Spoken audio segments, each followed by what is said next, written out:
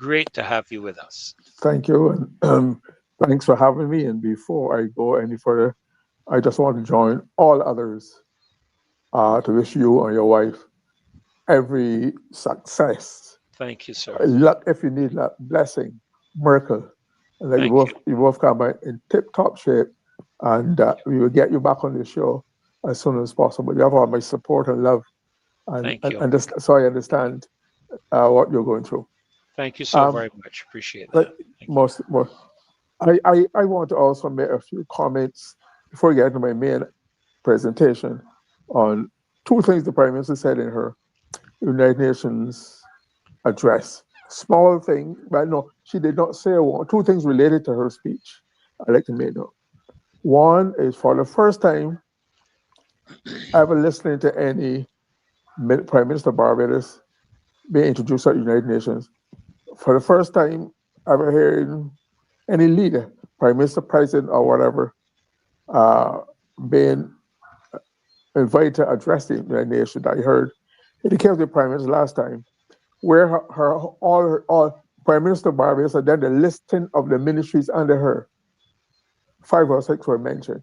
Prime Minister of Barbados, Minister of Finance, Minister of Security. I thought that was very odd because the Prime Minister or President uh, are usually politically the highest titles you get in a country. So when you say President or Prime Minister, that covers everything.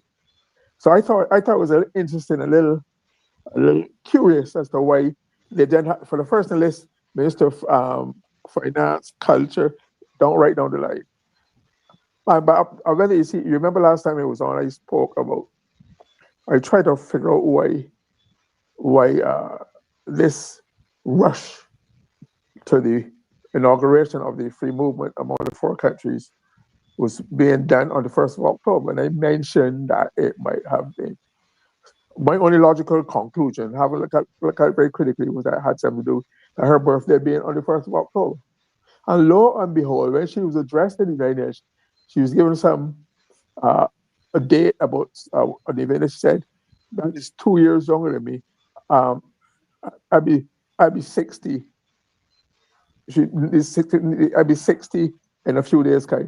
In other words, 60 in 2025. Uh, that, again, that was all that.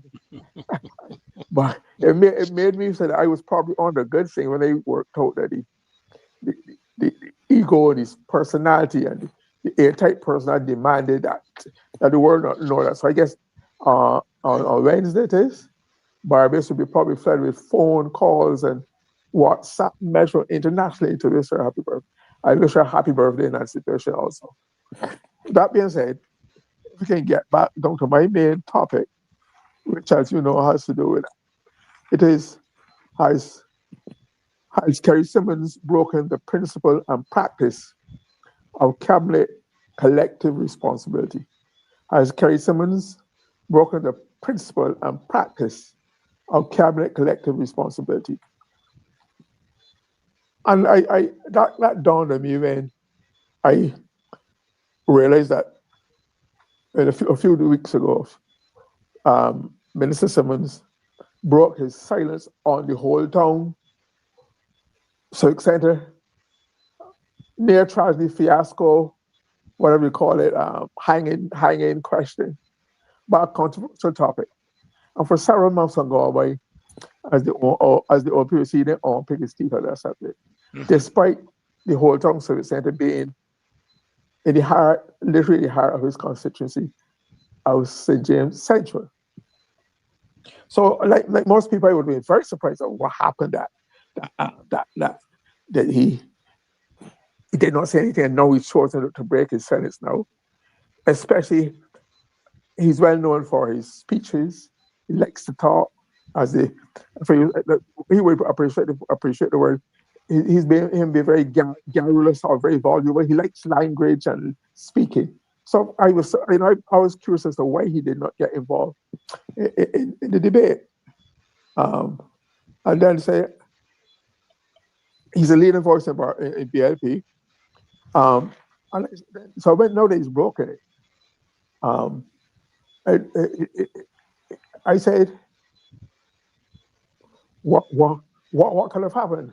What the time? First of all, if you look at the timing, what could have happened that he that is speak now? I said maybe it is that there are reports all over that the Barbados Labour Party is conducting polls and questionnaires all over Barbados, testing the waters apparently for the political aspirants or candidates for the next general election.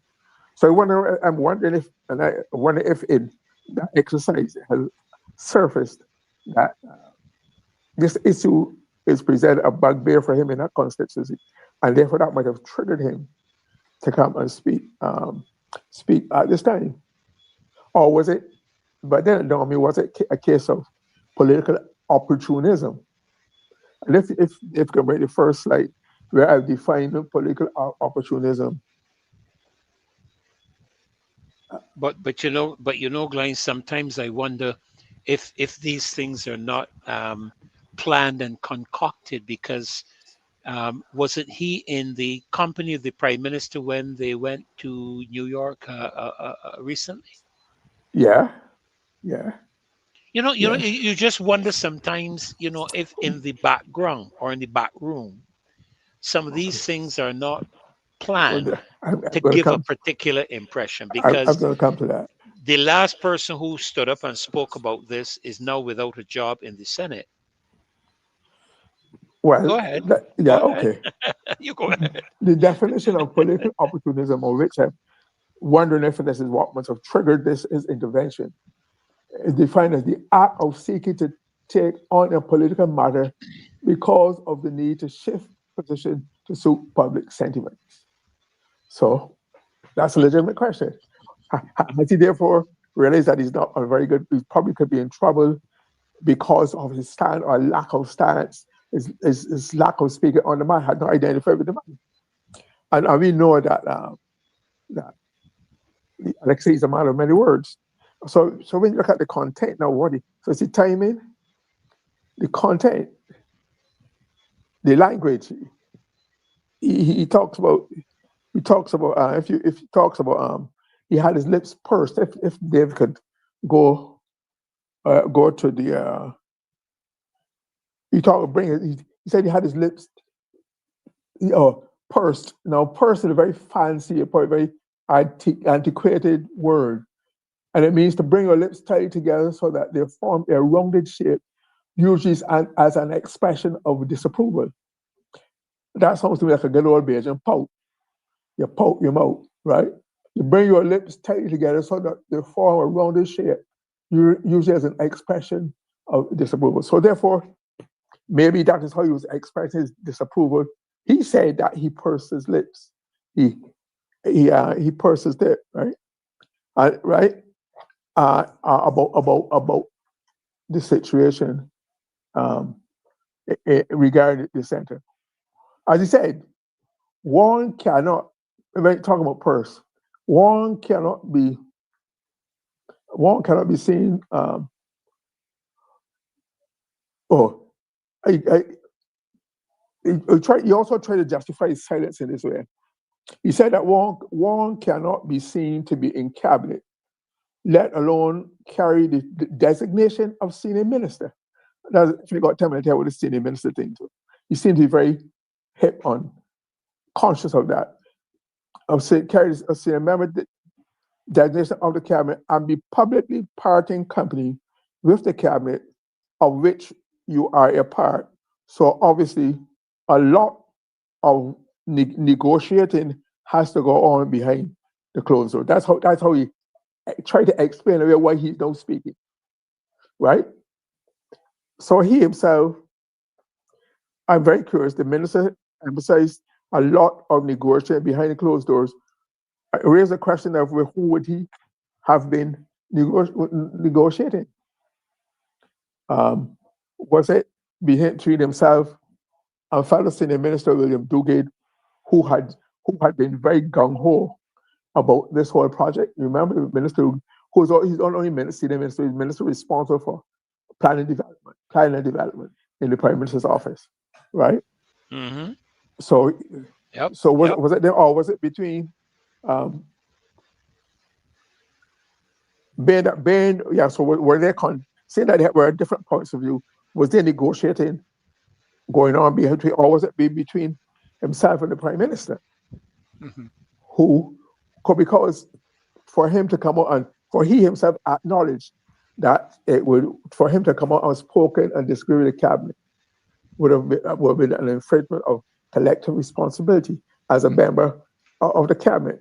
But maybe there was an understanding between himself and the prime minister that is the order for you to say this now in order that you will identify with the situation so that you cannot be you cannot be accused of not having said anything much about it, right? So that makes it very, very intriguing.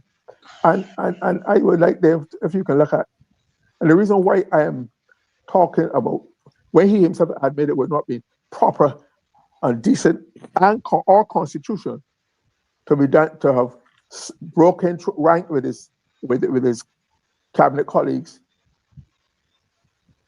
and would also because the collective responsibility, that concept is collective responsibility because you're a group, you have duties, and therefore you have a collective sense of responsibility and support for each other, uh, right?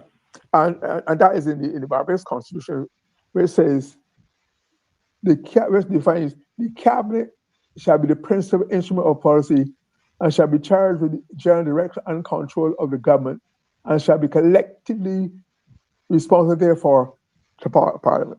So that is that's it. So there's no doubt about it. So when then we so that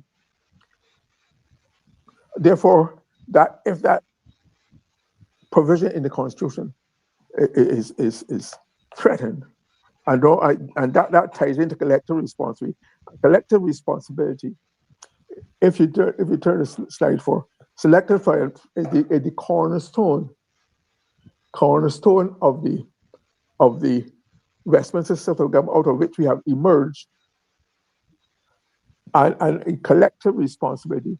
Um, it says that members of cabinet must publicly support all government decisions made in cabinet, even if they do not privately agree with them. This support includes voting for the government by the legislature.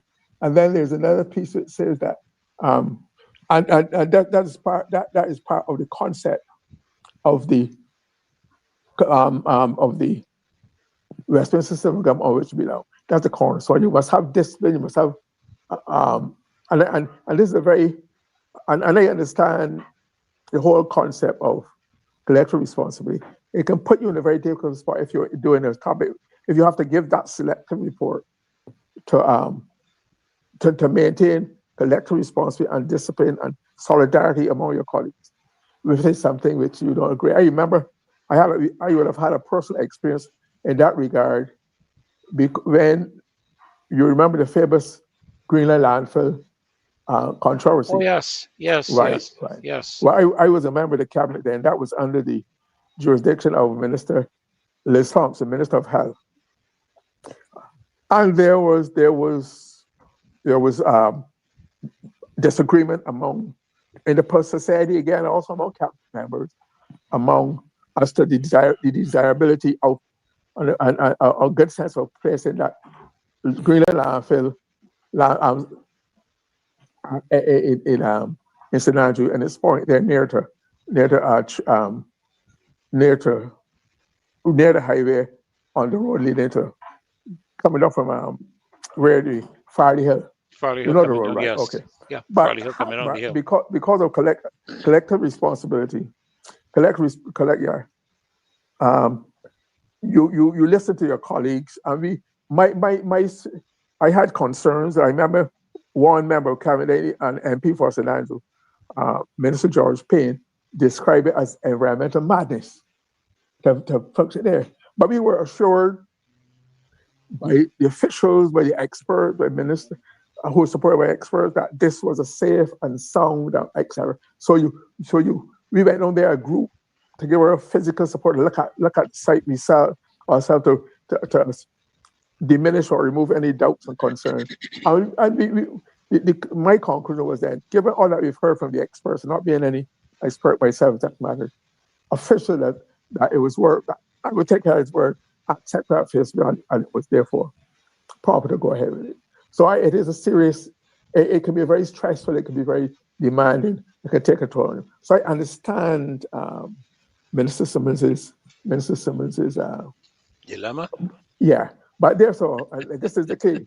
According to literature dealing with the whole system of Westminster government, it says if a member of the cabinet wishes to openly object to a cabinet decision, then they are obliged to resign from their position in cabinet. I repeat, if a member of the cabinet wishes to openly object to a cabinet decision, then they are obliged to resign from the position in cabinet. That's what the literature, the history, all the research data shows.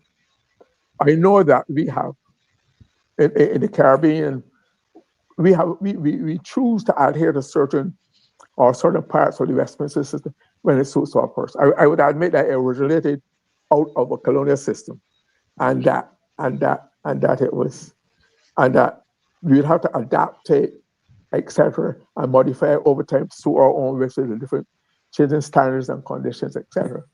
But the Constitution was not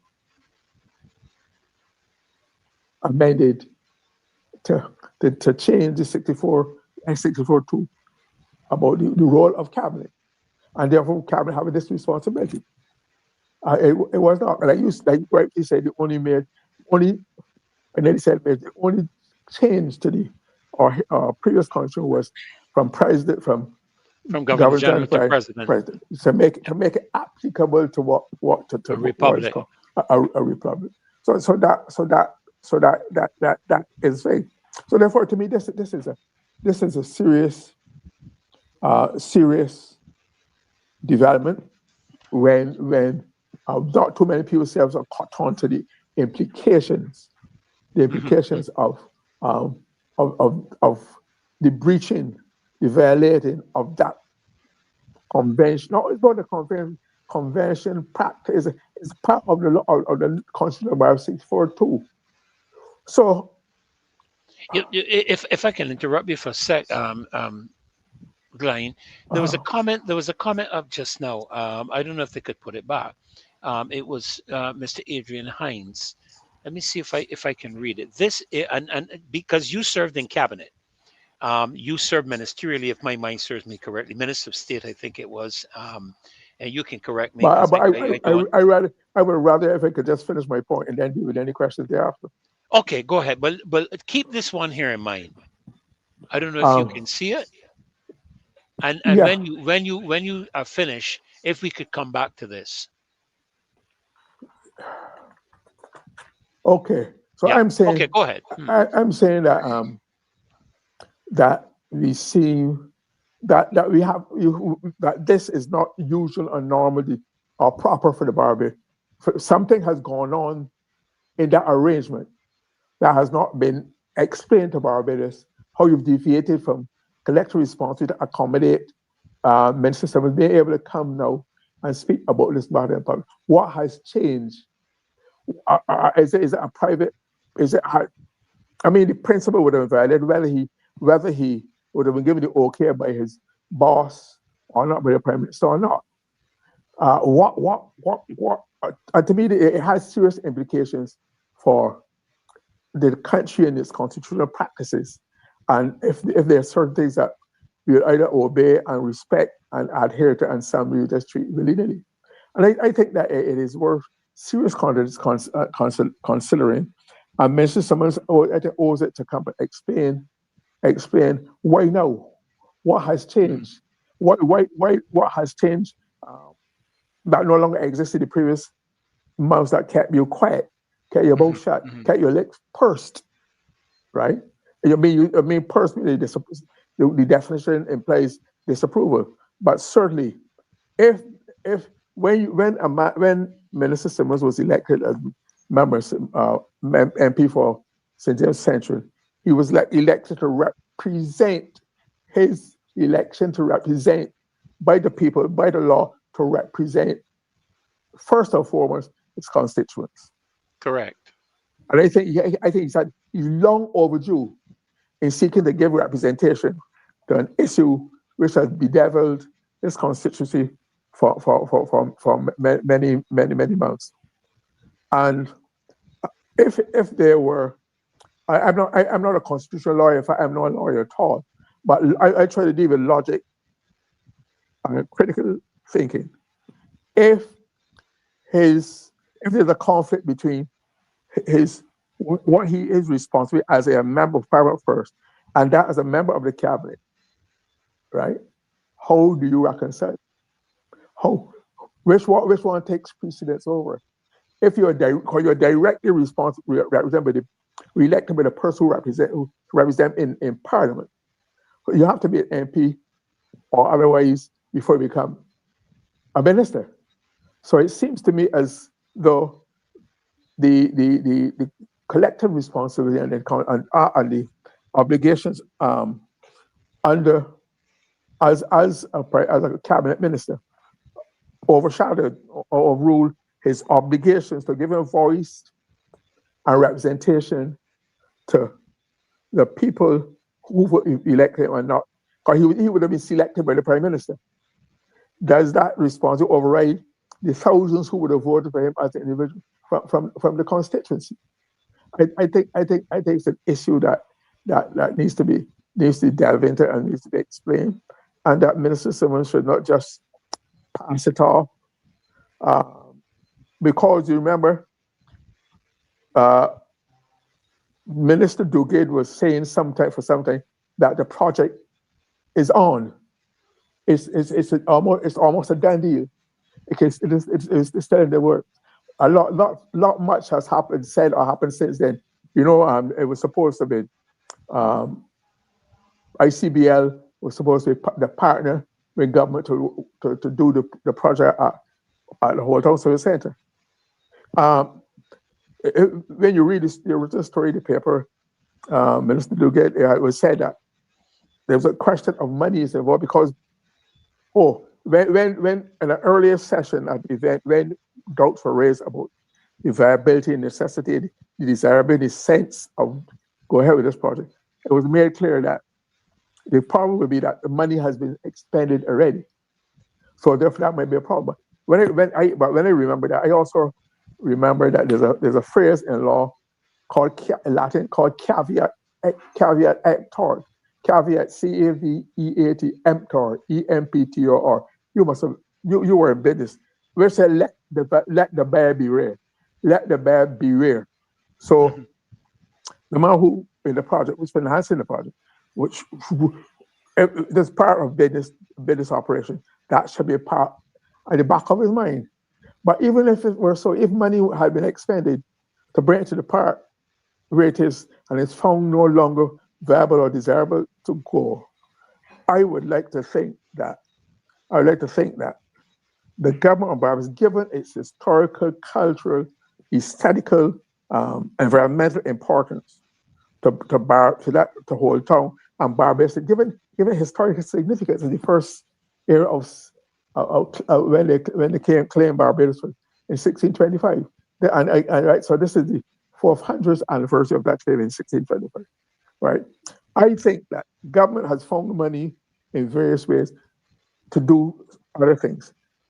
Given the historical and all the other importance of this project and the very site of Barbados, any money expended by the developer, notwithstanding my recourse to the phrase caveat emptor, that you should be aware of the risk involved. The law will define it. But I'm saying, even that were so, I think the government has a responsibility to save that, pay him back his money, raise, get money from somewhere and pay the money. Raise, do a special bond, do something in order to protect the patrimony, the long-term patrimony of the people of Barbados in that regard. So I don't think it should be just okay. You spent money already, and we have to honor that. Business is a transaction. And once he's not out of pocket and saying that he has other He has investments in Barbados already. He has a stake in Barbados. He should be able to appreciate how the country is taking the moral responsibility of trying to reimburse him for any or some or most of or whatever it's worked out. But I think as a matter of principle, I would suggest it goes that route. Okay. Now you were telling me about Yeah, no, I was listening to what you were talking about in terms of the responsibility of a person when they're in cabinet, and a member of parliament, and there were a couple of questions I had running through my mind, and it may sound a elementary question, but let me begin by asking you this: does a minister have to be an elected individual in parliament? no, clearly not, because I was a minister. The Constitution allows for minister to come from the Senate from the very beginning Mhm. of independence. That was so. So that is not an automatic qualification which you must have to be elected. I thought you were aware of that. Why did you ask that? No. I'm asking a question for a reason. I'm going somewhere with it, Okay, okay, go ahead. because one of the things that you spoke about, and I see Adrian mentioned it here, the aspect of the reason, um, or yeah, the reason Mr. Simmons is in Parliament is to represent the members of the constituency. First and That is foremost, that is first and foremost. right, So one would conclude that whenever there is a conflict with him being in cabinet as a minister and his responsibility to his constituents as a elected parliamentarian, that one would assume that his responsibility to his constituents would take precedent. right. That's what we would Yeah, assume. So what Adrian. and that is why I pointed out earlier. Right. And that is why Adrian is speaking about the fact. I just want to make sure I quoted it correctly, and I don't know if they can find it and put it back. He said, "This is why I say that the constituency representative must be separated from ministerial portfolios. That inherent conflict will continue to show Simmons and before him Marshall in St. Joseph." That's a comment he made, and I'm just wondering, because we saw that young lady, um, Dr. Crystal Haynes, removed from the Senate because of a similar sentiment. Now we are hearing Mr. Simmons express a similar concern, maybe in slightly But different terminology. I don't know. but, but, Um, but, but maybe Santa Haynes was removed because she was not elected, so that was the prime minister's yeah, direct choice. That right. secondly, um, she would not, to my mind, has been seen as having as much political capital, political weight Yes. behind her. So she was expended. She was more expendable She was, yes. than Minister Simmons if he had resigned or if he was asked to resign or fired. That would have Mhm. been a whole different ball game. Politically, the implications would have been different. So Absolutely. therefore, people have to make choices as to which is overriding, which is more important than the other. And obviously, what if you adhere to the principle of collective responsibility, right? And if you adhere to the principle of cabinet role and cabinet responsibility, cabinet behavior, obviously it could be argued that he probably felt being in cabinet and being a senior minister, he doesn't let you forget what being a senior minister. He's a senior minister. And if you want to know quickly, I think you'd owe me about 5 minutes, right? How many minutes did you owe me? About No, five no, minutes?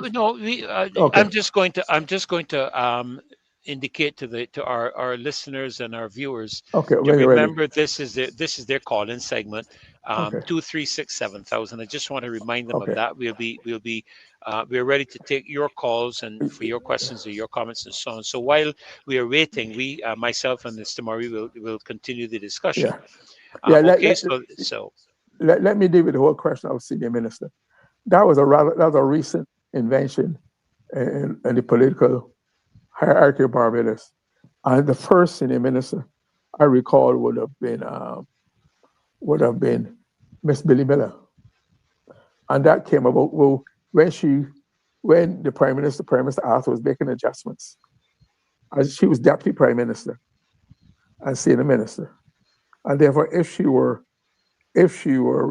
no longer she would then, because of the changes, she would have made less money, less smaller salary.